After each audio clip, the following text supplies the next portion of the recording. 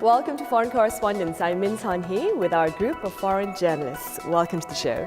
Nice to be back again. Thanks.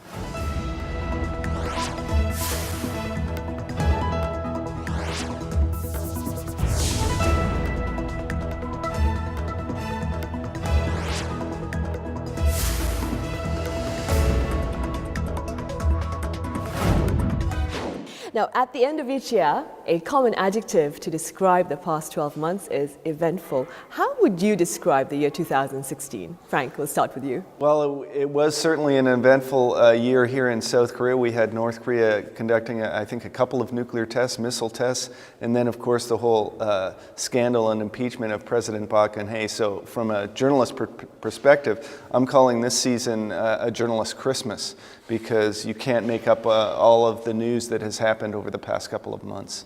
Fred? It was a very crazy year. You know, when there is an unexpected event, you call it a black swan, something like nobody could expect. And 2016 was definitely the year of black swans in terms of political, cultural, economical aspects. It was very, very eventful, yeah. Right. Marcus? Yeah, I agree. So much going on in 2016, and a lot of it is going to continue well into 2017, it looks like at this point. So yeah, very interesting year. Right. For this edition of Foreign Correspondents, we take a look back at the headlines of the year 2016, beginning with those in the political and social arenas.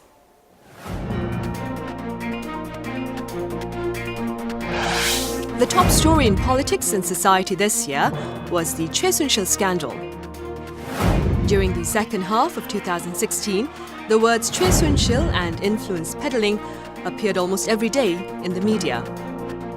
Choi Soon-sil, who allegedly wielded significant power within the Park Geun-hye administration, is facing 11 charges including abuse of power, extortion, and leaking confidential government information.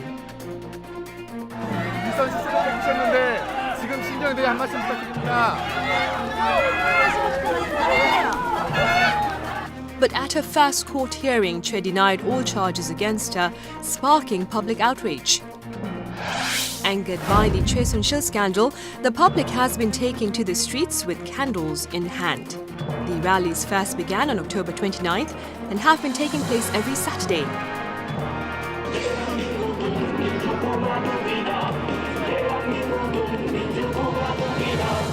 People have come together to demand the truth behind the Choi Soon-sil scandal be uncovered and to call on President Park Geun-hye to step down. And this sentiment eventually put things into motion at the National Assembly. 대통령 박근혜 탄핵 소추안은 가결되었음을 선포합니다. President Park now faces impeachment proceedings as well as accusations of bribery, abuse of power, and leaking confidential government information. She has so far refused to directly take part in the prosecution investigation and denied all allegations against her, which is expected to prolong the Constitutional Court's trial proceeding.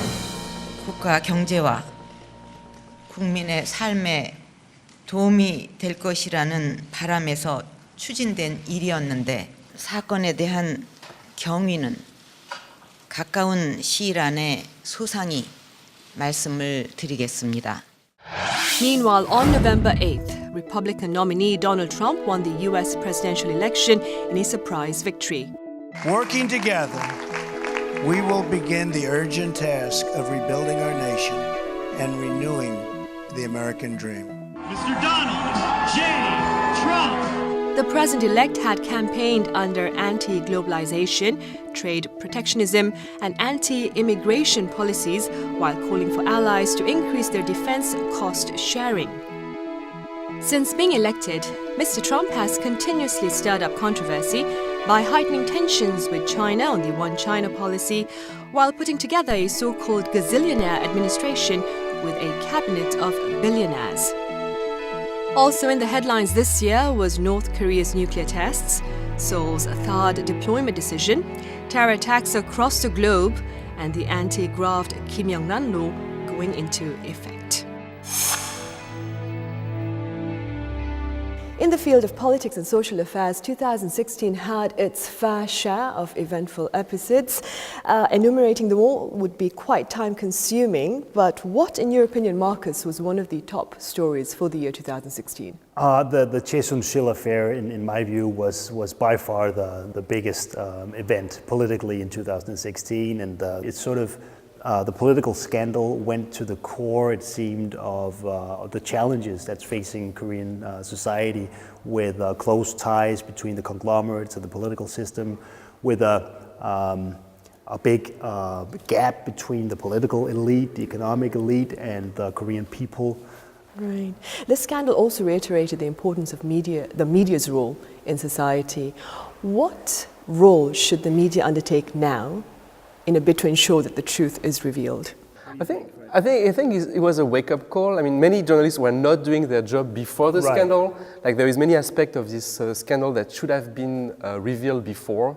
I mean, there is not enough investigation journalism in South Korea, and I'm glad to see that finally newspapers are doing their job of revealing the truth and revealing stories, and I hope they were doing that before, and I hope they will continue to do this in the future and really play their role as a, how do you say in English, like the first estate? I totally agree, and you even saw that emerge when Park Geun-hye gave her apologies. The second apology, a couple of reporters sort of started to put their hand up to ask a question to, and this third apology, they were really becoming, you know, you could see them become more aggressive, which really you want to see in journalists, and you started to see that emerge a bit in South Korean journalism here. But there's always a danger with journalists just to be like a pack of wolves, and they just go for the sort of fresh meat, and then they move on again. And to follow through on the reforms, for South Korea to follow through on the reforms that people are demanding, those millions of people that are demonstrating each week, journalism in South Korea needs to follow this story sort of in a disciplined kind of way and not behave like typical sort of reporters and journalists do and be a pack of wolves. Frank, in your opinion, what was the top story for the year 2016 in the arena of politics and society?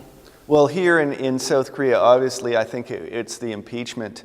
There was a tremendous amount of, again, interest and that drive of those massive protests that we haven't seen in South Korea. I mean, I was here in 2008 for the anti-US beef protests, but this was different. This was going on for 2 solid months, every single Saturday, of hundreds of thousands and in a few cases of a couple of million people out in the streets of Seoul and other places around the country, demanding that the president step down and forcing the hand of government, the National Assembly, to impeach President Park Geun-hye. I see.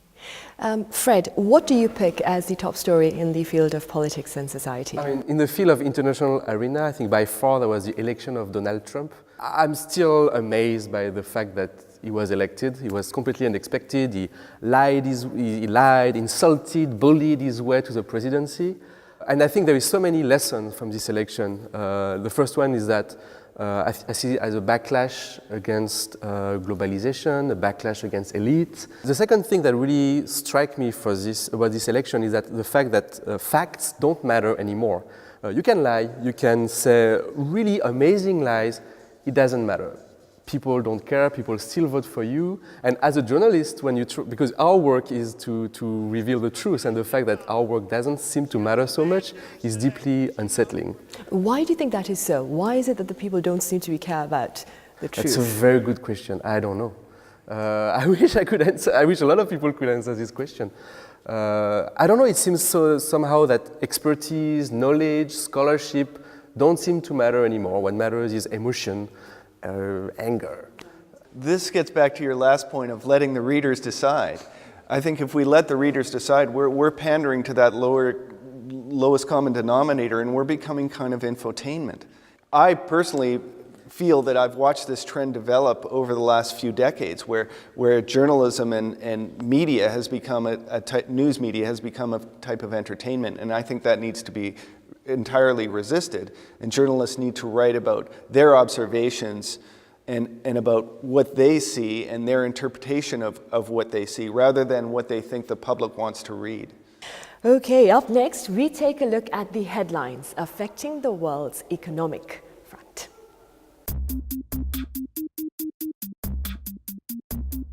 The biggest story on the economic front was Britain's decision to leave the EU, Brexit. The move confirmed by a national referendum threw the UK and the rest of the world into shock.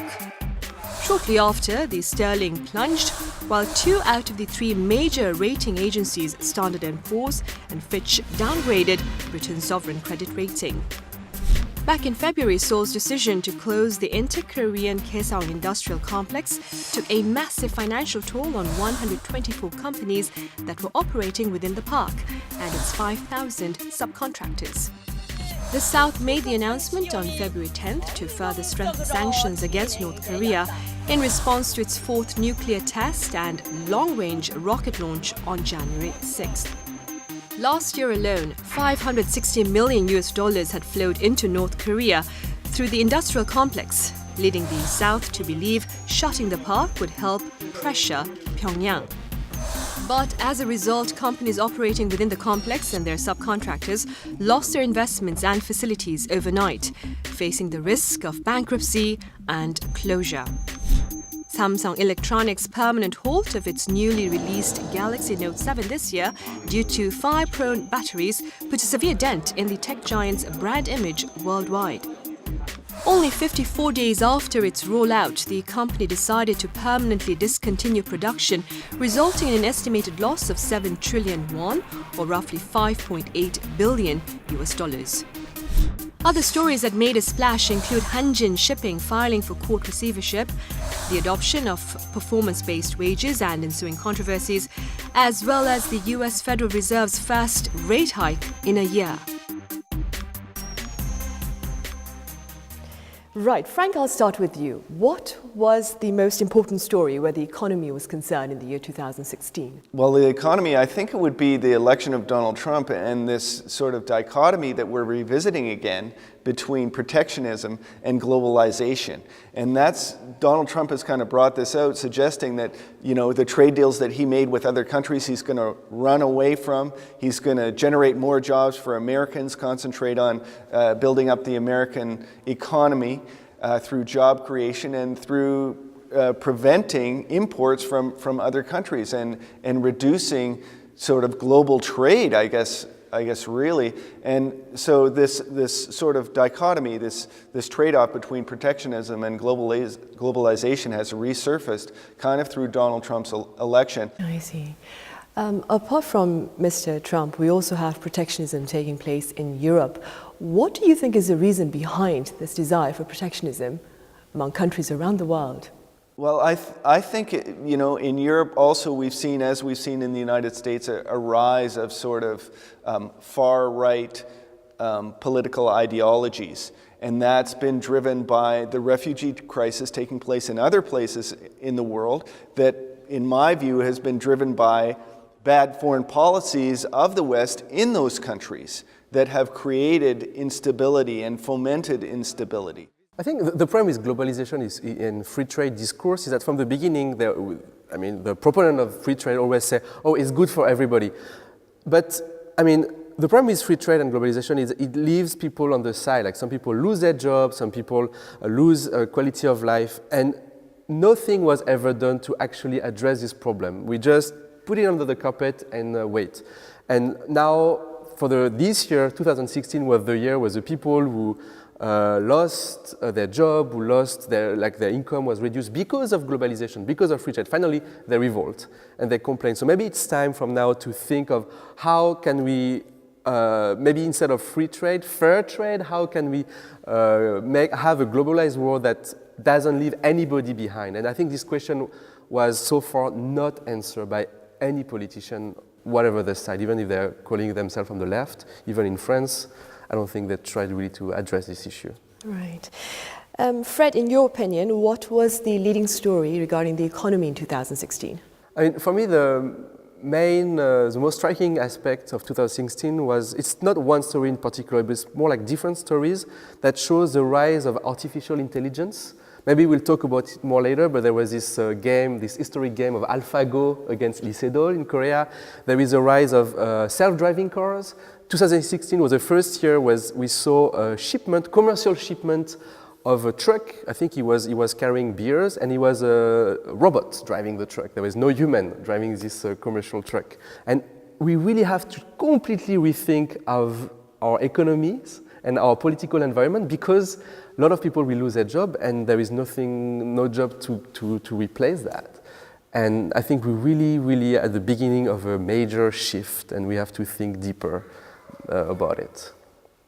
Marcus, what do you think was the top story in the economic front? Well, I think a story that was really interesting for me to cover here in South Korea was the recall of the Galaxy Note 7 phones, which was, on the face of it, a smaller story, but it was interesting because it showed, I think, the fragility of the Korea's economy. It showed how dependent the whole of the economy is on just a handful of conglomerates. And if one of them fails, and if even just one of their products, one of their main products of one of these major businesses fail, it could influence the entire economy. And it was an interesting story to cover as well because of the reaction here in Korea to the recall. So a lot of people were, felt sad, a little embarrassed in Korea by the recall that that Samsung failed. And it showed that Samsung is also a very important business to the whole of the country and to the identity of many Koreans. Right, Marcus, Samsung is reportedly preparing to launch a new phone in the year 2017. What are their chances of staging a comeback? Well, I think they're quite good. I mean, Samsung still has a big presence on a lot of the important markets, on the emerging markets. Samsung is very strong when it comes to phones and tablets. I agree with Marcus, and just as a quick side note, a lot of people who had this explosive Galaxy Note, they decided to keep it. I think it was 20 or 25% of people with a Galaxy Note 7 didn't want to give it back because they liked their phone so much, even though it was potentially dangerous. So it shows how strong there is some brand loyalty and how much people like the Samsung. So I'm not worried too much about the company. They'll do fine in the future. And also, they also had the washing machine debacle as well that caused a lot of recalls. But at the same time, in the fourth quarter, Samsung made record profits because it's such a diverse company, has so many different products and computer chips. Based on its sale of computer chips and the decline in the value of the won that brought them more exports, the company did great fourth quarter, and with a new phone coming out next year, it looks bright for that year as well. So far, we've delved into the sectors of politics, society, and economy. For our final discussion, we turn to sports and culture. In culture and sports, topping the chart was the match between artificial intelligence AlphaGo and Padok grandmaster Lee Se-dol. Back in March, Google's DeepMind's artificial intelligence program competed in a historic game against Korean professional Padok player Lee Se-dol. The final score was 4-1, an overwhelming victory for AlphaGo. Despite the 3 defeats, Lee Se-dol managed to win the 4th game, garnering praise from the public. 이렇게 3연패를 당하고 1승을 하니까 이렇게 기쁠 수가 없습니다. In July, Pokemon Go, a game based on the Japanese animation Pokemon, sent people around the world into a frenzy. With the help of advanced reality technology, players use their smartphones to find and catch Pokemon in real-world locations. I think it's a great idea because you get to go out and meet new people and interact. Like right now, I met a couple guys playing Pokemon. In October, the Swedish Academy announced it would award pop singer Bob Dylan with its 2016 Nobel Prize in Literature. Nobelpriset i litteratur år 2016 tilldelas Bob Dylan. Bob Dylan became the first contemporary singer-songwriter to receive the award, and the recognition of his lyrics as a form of literature attracted a lot of attention. Also in culture and sports, author Han Gang won the Man Booker International Prize for her novel The Vegetarian. 206 countries took part in the Rio Olympics. And the Chicago Cubs won the World Series for the first time in 108 years. Fred, what do you select as the top story in the field of culture and sports for the year 2016? Well, it was not easy to choose, but I think for me it was Paralympics in Rio. I mean, we don't talk much about Paralympics, but this year I found the coverage was absolutely amazing compared to the previous years. In France, for example, usually like TVs never show Paralympics, and this year there was more than 100 hours of broadcast about live events, and I think it's great. I think it shows, it gives inspiration. It shows like great athletes who are able to overcome difficulties, adversity. It gives courage to people who are who have disabilities. And one of the events that really struck me during the Paralympics is that the final of the 1,500 meters, actually disabled athletes, they run faster than normal athletes. That shows how great these athletes are, and I'm very happy that so much visibility was given to them this year. What made this year different, do you think? Why do you suppose there was much coverage of the Paralympics this time around? Maybe because there is a growing acceptance of differences. Maybe because as well people recognize that these are true athletes who are able of doing amazing accomplishments. I see. So Rio organizers said that the event was a success, and I'm going to assume you agree as well. Oh yeah, I agree. In terms of number of viewers, in terms of number of people who view in the stadium and people of viewers on TV, it was, I think it was record-breaking. Right, that's a very promising phenomenon. Marcus, what do you believe led the headlines in the field of sports and culture in 2016? Well, to me personally, the match between Lee Se-dol and AlphaGo, that Fred mentioned earlier, right? Google's Go robot was amazing to cover. I was there at the Four Seasons Hotel during the game of the week that it took place here in the spring here in Seoul, and I didn't know a lot about the game of Go before I went in to cover this match.